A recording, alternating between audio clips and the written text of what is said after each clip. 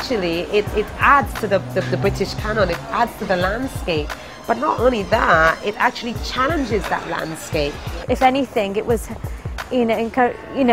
about people breaking out of those, those little boxes. Hopefully the poem encourages the person to have an inner monologue with themselves and eventually create change in the world.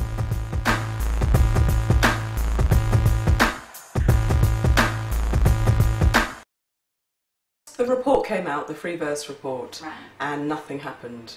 There was very little response, in fact, from the poetry industry. So I decided that we had to do something. So I went to see Emma at Spread the Word, and she was already thinking along those lines of having some kind of project to develop some poets who were already writing and already of a certain standard to the level at which they would start working towards publication. The mentoring has been really the focus of the programme, and this idea of partnering these 10 Black and Asian poets with poets who are considered to be further along in their career. We've also designed a kind of development programme that's sat alongside that to support them, which has brought them together as a group.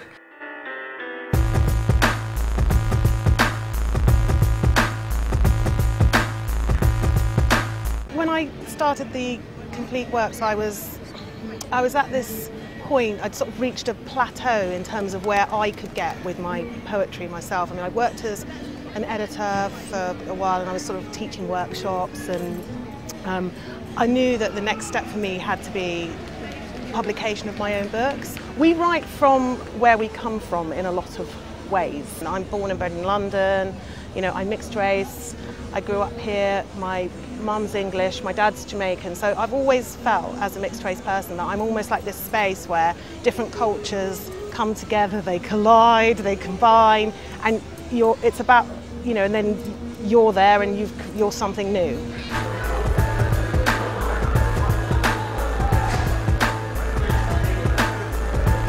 There's the sound of the foxes mating, savage high-pitched agony.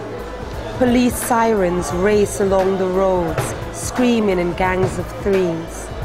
The low-flying chopper, humming in the sky, beady lights trained on a moving criminal. Bill Herbert he's the best mentor for me. He just, we would spend 5 hours looking at the poetry. He made me discover a lot of my work. He made me discover that there was form in my work, because I think a lot of other writers engage with my work as a performance poet. But he engaged in my work. He took me seriously as a page poet, fundamentally, which was so radical. I asked for Paul Foley, and Spread the Word was so good in getting me him, because I actually really wanted to work with him, because one, he's a master technician, but two, his poems seem really clever but simple at the same time. Not simplistic, clever and simple. Really good use of form, really good use of trying to preserve certain things in his life and culture, which is something I wanted to do.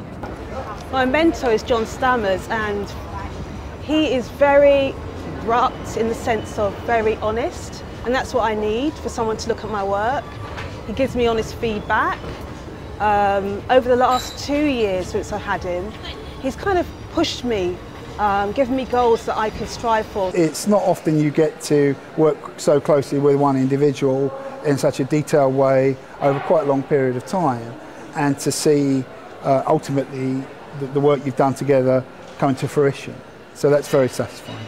The scheme has helped me to gave me the confidence to write about and research the Ethiopian Jewish part of myself, and to put it into writing. And that's been a real confidence booster. And also finding my own voice. I thought I'd found my voice when I joined the scheme, but my voice has changed and grown tremendously over the last 2 years. I'd say it's a really democratic process. I think the role of a mentor is to challenge you and to push you to do better. And I'm really grateful to Michael for doing that. It doesn't mean I've agreed with everything he said, but actually to get me to think about what I'm doing and why has been really, really useful. Janet will send me some poems. I will read them attentively. We will then discuss the poems in some detail, talk about larger shapes that sort of are hovering behind her work. She has some very ambitious plans for sequences and so on, and all of which are exciting. I'd say the biggest thing I've obtained from being on the Complete Works is the confidence to be an African writer.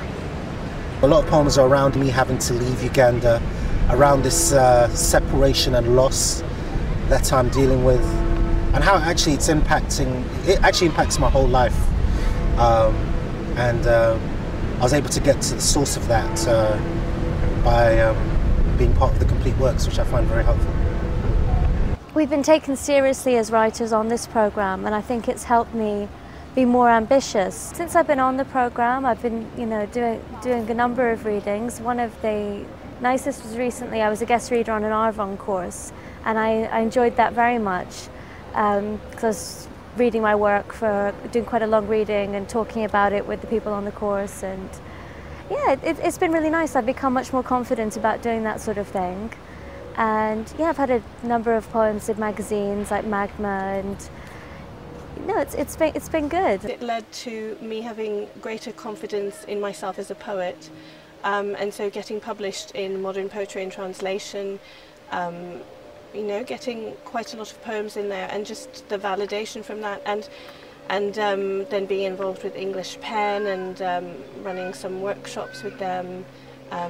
That's all. I just feel like I've come leaps and bounds. One of the things that came out of my first meeting with Natalie, who was the coordinator of Complete Works, was this whole discussion about trauma and poetry, and me talking about it and Natalie saying that's a really kind of interesting idea and an interesting way of looking at things, and there's not many people do that kind of work. So it motivated me to apply for a Winston Churchill Travel Fellowship to actually do more work on that, and I was fortunate enough to get that, and I went to Cape Town and ended up spending about 6 months there doing this work and interviewing poets about that. Wounds of War.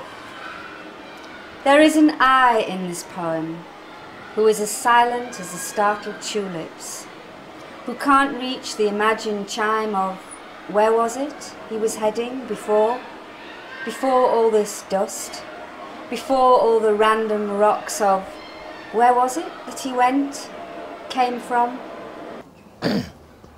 When I was 14, I got shot in the throat. I did get better, but I never regained my original voice. But although I didn't get my original voice back, but what I did get back to my poetic voice. We see in these 10 poets very different kinds of poetries emerging. So we have poetry of witness from Malaika and Seni. We have poetry of trauma as well, and from Mahfouz.